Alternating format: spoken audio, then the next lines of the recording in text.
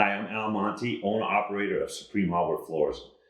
And today I'd like to talk about two things that I really enjoy, art and woodworking. It's a unique floor. You're not going to see this floor in another house down the street or anywhere probably in this city. To lay a floor is always artistic, but when you can actually fabricate a parquet floor, it really takes it to the next level. There are several stages we go through before we get to the floor looking like it does here. The main first step is coming up with the design. Fortunately, my wife is an artist, so I have an in-house design team, and her and we get together and we discuss what it is we're looking for.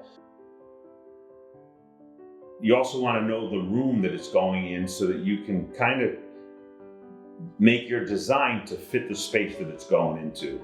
You can obviously, because you're starting from scratch, you can make your pattern to be any size you want. So we spent time mapping out the room and understanding all the measurements so that we could come up with the right size fit so that the design looks well in the space. So once the design is done in the computer, it's enlarged to the actual size and printed. It's really important that you're super accurate in all your angles. If your design or your drawing is off at all, you're going to end up with a problem. The way it's cut, it's all cut on a table saw. I use a sled that I made that fits my table saw, and then I can put jigs on the sled. When I'm cutting, I set my sled up to cut one shape, and then I cut enough shapes to do the entire floor. So I believe there were 6 different shapes or pieces in this particular pattern. So I start with piece 1, and I had to cut 600. So I cut 620 of piece 1. Then I went to piece 2. That was another 600. So I cut 620 of that, and so on and so forth. I go through each piece until I have enough pieces cut before we actually begin to assemble it. So once it's all cut to assemble it, then I actually, on my table, I cut strips of pine to make a square around my drawing. So it's perfectly square, and as I'm fabricating or assembling each square, it's staying square. Once I get all the pieces in, I use blue painter's tape, and I tape the face so that the square will stay together, because this is all glued direct to concrete. Once that's done, we spend time getting them all assembled. I actually use dollies that I made with a plywood platform so that I can stack up all the assembled squares on each rolling platform, so it's easy for me to maneuver around the room when it's time to install. The first thing that needs to be done, and it's essential, is to level the area, the concrete, level it as flat as can be. You want it to be extremely flat, because if it's not, it's going to end up throwing the pattern off as you start to lay the wood. So once we get it completely flat, then I spend time chalking lines. The first thing I draw is my first straight line. I get it centered.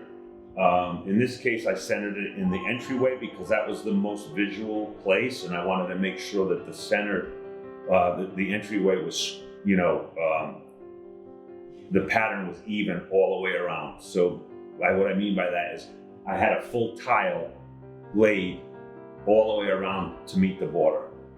And there was 3 going across the entryway, so that center line would fall right in the middle of the board. So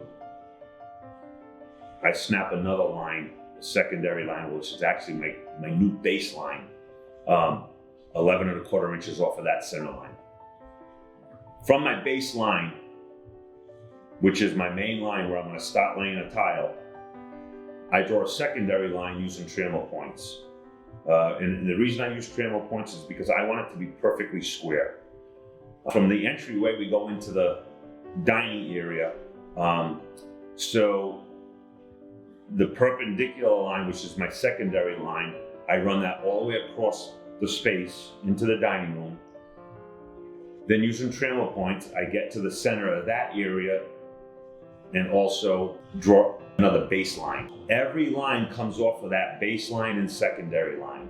So everything that I do, I measure from those two lines to lay out my border area all the way around the room. Next in the process would be actually spreading glue and starting to lay the floor. When I'm laying a parquet or any square type of pattern floor, I use a method that I used to use when I used to lay vinyl tile in schools and big open spaces. It's called the stair-step process. So you find that center piece, you put that one in, and then we do a stair-step process to try to keep the floor from what we call creeping. And that's kind of important because once you get into a large space, you could end up with an issue where your floor is starting to creep ahead of other tiles, and you don't want that. So you want it to all look like it's perfectly square and centered and everything's right on. And it all starts with that original design.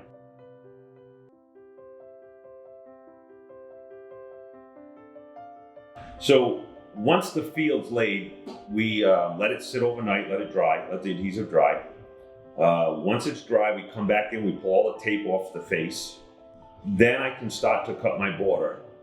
When I snap the lines, I make sure I snap for the border, I make sure I snap those lines all the way to the adjacent wall so that I can see the lines that I've already snapped for my border.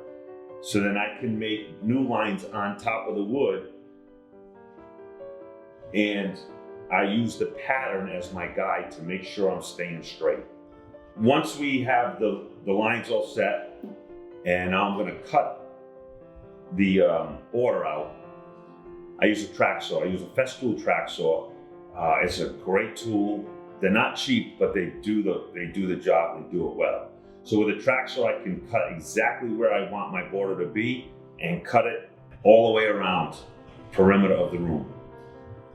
Once the border's cut, the field is now dry enough to be walking on. Then I cut the walnut and the purple heart, which was the inner part of the border. And then we used, for the outer part of the border, we used French oak.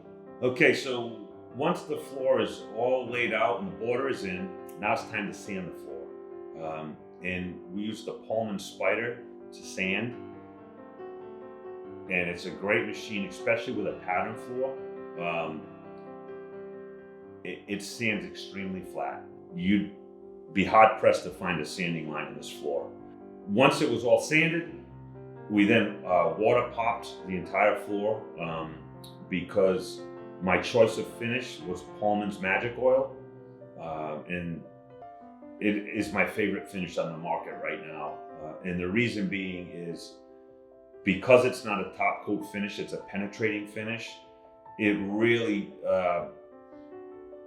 you see so much more of the wood.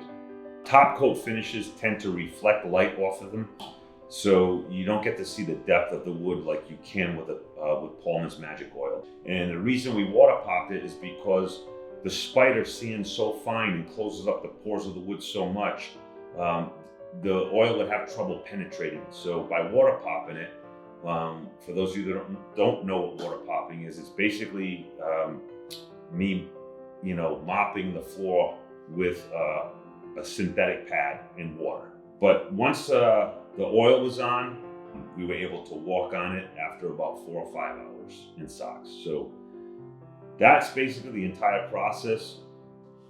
All in all, the project was a lot of work.